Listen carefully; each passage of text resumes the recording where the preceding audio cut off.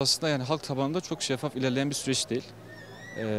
Ama bunun yanında bizim halkımızın aslında Kürt halkının bu konuda talepleri zaten çok açık ve net. Özellikle hani asgari düzeyde bir hukuksal hakların verilmesi gerekiyor.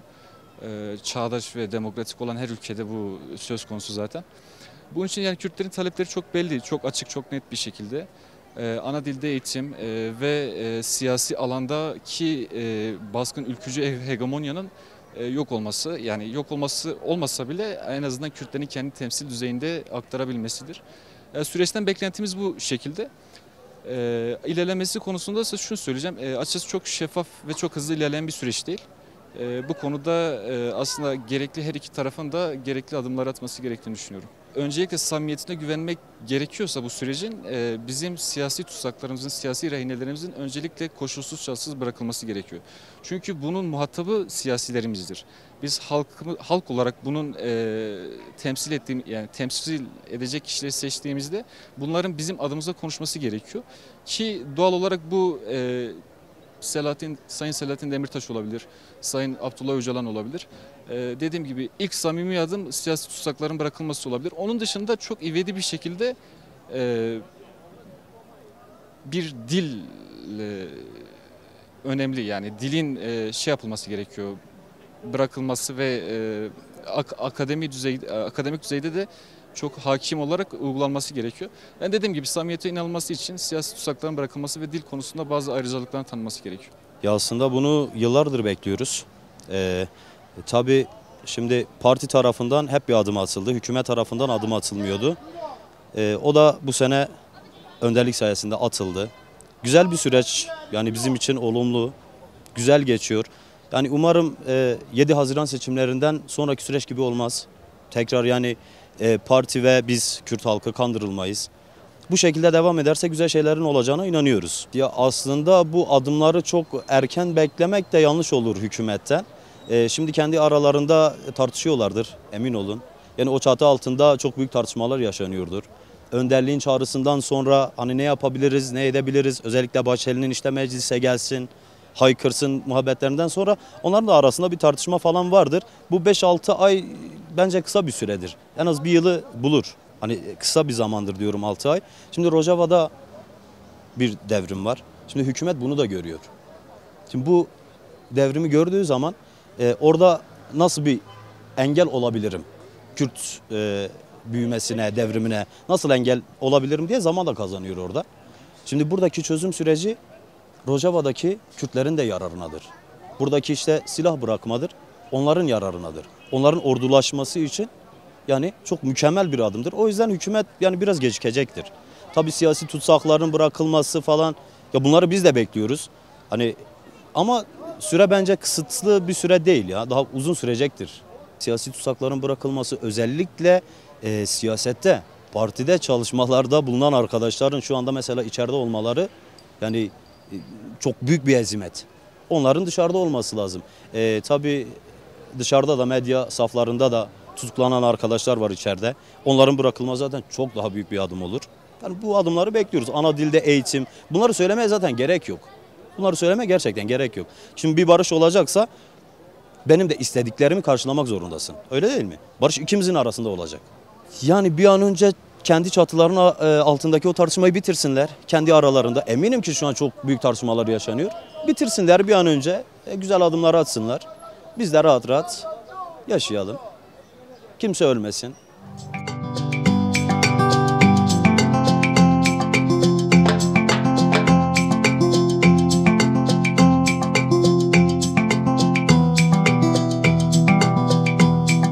Barışla ilgili konuşmalar bile bize pozitif adımlar olacak hissiyatı doğuruyor. Tabii bunların devlet kanadında, önderlik kanadında pozitif olmasını bekliyoruz. Keza bence Kürt siyasetinde büyük adımlar atıldı. Hükümet adına da bu adımların atılmasını öncelik olarak bekliyoruz. Ki olursa barışın süreçle birlikte içimize huzur, mutluluk ve topraklara ait olma hissiyatını daha geniş bir şekilde, daha büyük bir şekilde hissedebiliriz. Yani bu kimliğe ait hissetmek bile bazen abartılı gözüküyor. Bütün misyonlar Kürt kimliğinin üzerine atılıyor.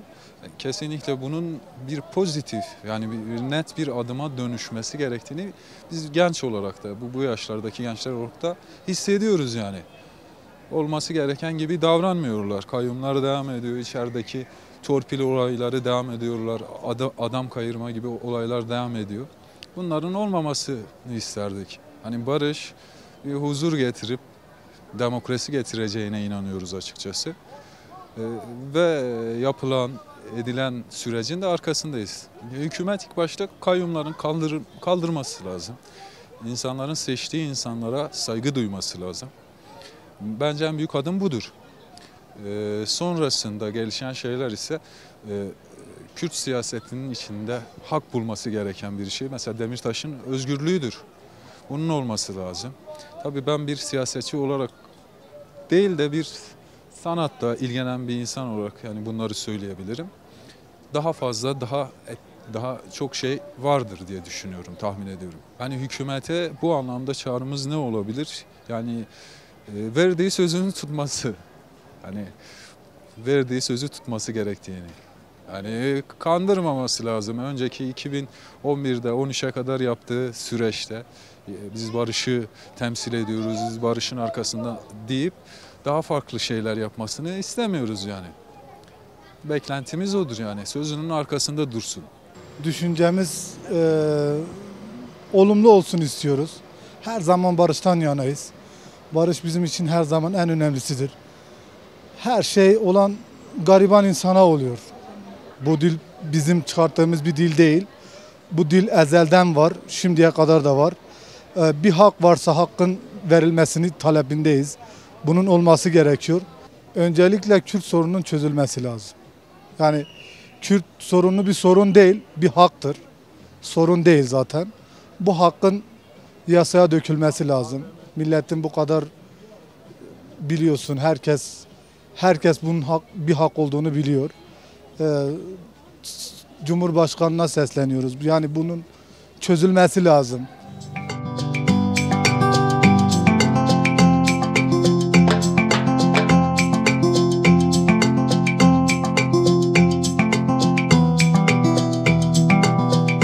Ya bu süreci biz ilk başta Abdullah Öcalan olduğu için çok değerli biliyorduk. Ama şu an bir güvensizlik var süreçte. O da hükümet tarafından. Bizim bu taraf istediği adımı atıyor ama hükümet tarafı atamıyor. Mesela birinci öncelik ana dilde eğitim. Kürtçe ya da Kürtçe konuşmak, Kürtçe kendimi hakim edeyim. Komisyona gidiyor barışhaneleri. Orada Kürtçe kendini ifade edemiyor. Burada bir güvensizlik görüyoruz. Ya öncelikle siyasi tutsaklar bir şey yapmaları lazım. Bir adım atılması lazım. Hassas tutsaklar var. Siyasi tutsaklar başta Selahattin Demirtaş, Selçuk Mızraklı. Bunlara öncelikle bir adım atılması lazım. Onun için bize bu sürece bir güvenelim yani. Güvenilecek şu an şeffaf hiçbir şey ortada yok. Çağrım yani budur. Diyorum ki öncelikle siyasi tutsaklar, ana dilde eğitim. Yani bu taleplerimiz karşılansın. Şu an süreç diyorlar ama Kandil'i bombalıyorlar. İşte burada bir güvensizlik ister istemez çıkar ortaya halkın içinde. Bunun için yani diyeceklerim şu an bu kadar. Ya biz bu süreci olmasını çok istiyoruz iki tarafta da. Şimdi çok analar ağladı iki tarafta da. Biz bu sürecin olmasını çok istiyoruz. Bir genç olarak ben istiyorum. Ama süreç ne kadar doğru, ne kadar onu bilemiyoruz. Çünkü iki taraf da kapalı. Süreç bayağı da zaman geçiyor. Bu sürecin net bir bilgisi halka verilmiyor. Onun için halk da biraz yani olumlu bakmıyor. İki tarafta da bir açıklama yapılsa, iki tarafta da bir adımlar atılsa gerçekten hani halk bu sürece destek verir. Ya ilk başta nasıl bu siyasi tutsaklar bırakılması lazım. Doğru mu? İlk başta mesela yönetim iki taraf dediğimiz hem devlet yönetimi hem DEM Parti. İkisi de net bir bilgi verilmiyor. Şu anda kapalı bir kutu gibi bu süreç devam ediyor ama perde arkasında ne var ne yok onu kimse bilmiyor. İlk başta bu halka inandıracaklar. Ama halka inandırmadığı için kimse de bu sürece inanmıyor. Ya adım atması için ilk başta Demirtaş'ı bırakması lazım. Demirtaş'tan ziyade diğerleri de bırakılması lazım. Diğerlerimiz siyasi tutsakları diyoruz. Ama bunu bir ilk adım Devlet Bahçeli attı ama bunun devamı gelmiyor. Özellikle DEM Parti'de bir adım atılmıyor. Bir oyalanma var. Bir oyalama nasıl var? Şimdi herhangi siyasi tutsaklar Demirtaş ve onun benzeri milletvekillerinin adı herhangi bir isimleri ortada geçilmiyor. Geçilmediği için kimse de buna inanmıyor. Şimdi bu Demirtaş, diğer milletvekilleri bu süreç içinde yani bu zarf içinde cezaevinde. Doğru mu? Ama bunlardan herhangi bir adım atılmıyor. İlk başta bu siyasi tutsakları bırakacaklar ki halk da buna inanacak. Ama süreç var mı yok mu onu bilemeyiz. Perde arkasında, her şey perde arkasına konuşuluyor. Şu anda bir süreç iyiye mi gidiyor, kötüye gidiyor bilmiyoruz. Ama belli ki biz iyiye gitmesinin taraftarıyız. Çünkü iki tarafta da çok analar ağladı. Artık Türkiye olsun yani. Biz onu istiyoruz. Ama diğer tarafta bilmiyoruz artık ne olacak. Yani biz olumlu yaklaşım derse olumluyuz. İstiyoruz süreç olsun iki tarafta da. Yani artık Türkiye gerçek bir Türkiye olsun. Çünkü dört bir yanımız savaş. Dört bir yanımız savaş ama bu bize yansır mı yansımaz onu da bilmiyoruz. Türkiye ilk başta kendi içindeki savaşı bitirecek ki dış devlet, dış ülkeler bize giriş yapılmayacak. Savaş bize yansımayacak.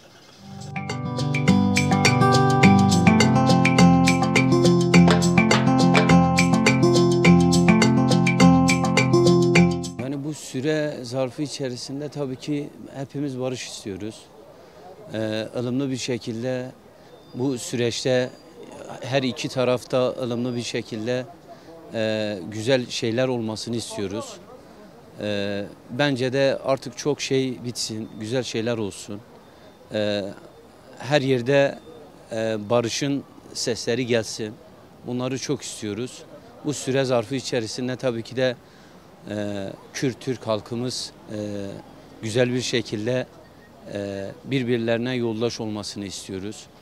İnşallah bu süreç zarfı içerisinde her şey güzel olur. Her şey tabii ki biz Kürtler olarak bizim için biz zaten belli. Bizim için bu süre zarfı içerisinde biz tabii ki de barış istiyoruz. İnşallah güzel şeyler olur. Güzel bir güneşle uyanırız. Biz gençler olarak tabii ki de hep bu şeylerin öncüsüyüz. Çok istiyoruz barışın olmasını. Bu süre zarfı içerisinde de dediğim gibi tek gayemiz tabii ki de barış. Ya tabii ki de barış olduğu zaman bu süre zarfı içerisinde dediğiniz tutsaklarımız yani tabii ki de daha böyle değerli insanlar bırakılacağını tahmin ediyorum yani. Bu süre zarfı içerisinde bu barış olduğu zaman bunlar da tabii ki de hür olacak. Şüphesiz bundan yana da umudumuz var. Bu süre zarfı içerisinde dediğimiz gibi belki askıda olan şeyler vardır. Askıda olan şeyler düşmemiştir. Buna rağmen o süreç onun için uzuyordur. Ama umudumuz var ki barış olacaktır. Yani bundan hiç kuşkumuz yok. Süreyya Önder'in dediği gibi elbet bir gün ama ne zaman bilmiyoruz ama bu süre zarfı içerisinde buna inanıyoruz. Ya bu süre zarfı içerisinde şu adımlar atılması lazım. Tabii ki de süre konusunda bir şeyler askıda kaldı ama istediğimiz şey kesinlikle bunu bir an önce bitirmelerini isteriz. Yani bunu istiyoruz kesinlikle. Ama bu süre zarfı içerisinde uzadıkça tabii ki de insanların düşünce olarak kapılma yani akıl fikir kapılma kuşkusunda psikoloji olarak bir konuda tabii ki de akıllarında kalmış bir süre var. Neden böyle bir şeyler süre olarak bu girmedi olmadı bunun düşünceleri var insanlarda. Tabii biz Kürtler olarak çok şey istiyoruz. Yani barıştan daha fazla şey istiyoruz. Yani Doğu Anadolu'nun her yerinde bazı şeylerin tabii ki de her yerde güneşin doğmasını isteriz barış konusunda. Barıştan ziyade bu da var. Barış olduğu zaman gerçekten de her şey daha da güzel olacak. Yani Doğu Anadolu olsun, Batı olsun, çok güzel şeyler olacağına ben kesinlikle inanıyorum. Ama bu süre uzadıkça tabii ki insanlar bazı şeylere kapılıyor. Yani şöyle söyleyeyim, tabii ki de bu hükümete hani bakış tarzım, konuşma şeklinde şunu söylemek isterim. Hani yıllardır sürüyor. Hani dediğimiz gibi son nokta barış kardeşlik olsun. Yani bunu isteriz tabii ki de. Türk, Kürt, yani dediğimiz gibi barış olduğu zaman yani yine de kardeşiz. Yine de kardeş oluruz. Hiç sıkıntı yok. Yani barış kardeşlik olsun, bunu isteriz.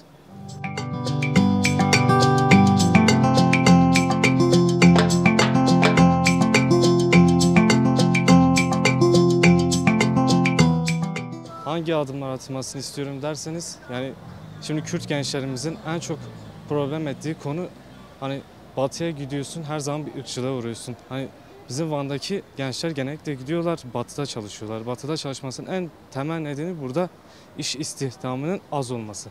Oraya gidiyorlar, tekrar ırkçılık görüyorlar. Bazen meclise gidiyorlar sırf paralarını almadıkları için. Bunların da öngörülmesi lazım. Yani gençler olarak soracaksanız en büyük temsili neden budur. Yani çağrımız daha böyle, yani barış diline daha böyle güzel bir şekilde yaklaşsınlar. Kürt annelerini ya da Türk annelerini hiçbir zaman şey yapmasınlar. Yani daha kırıcı konuşmayıp daha barışça dilde konuşsunlar, daha mantıklı olur. Valla bu süreç şöyle görüyorum. Bu barış olsun artık. Süreç iyi olsun. Herkes huzura kavuşsun. Herkes iyi olsun. Kimsenin kalbi kırılmasın. Herkes huzura, varlığa yetişsin, varsın. Yani süreç böyle giderse iyi gitmiyor bence, bana kalsa benim düşüncem. Tabii hükümet de bir adım atılması lazım yani ilerlemesi için. Şu an durumlar çok kötü, yani siz de biliyorsunuz. İyi gitmiyor. Hani her şeyde de yani hiç iyi gitmiyor bence. Hangi adım atılması lazım? Barış istiyorsak. Yani bu bizim memlekette de için de geçerli zaten. İyi olması için, her şey iyi olması için, her şey güzel geçmesi için biz de güzel bir gençliğimizi yaşayalım.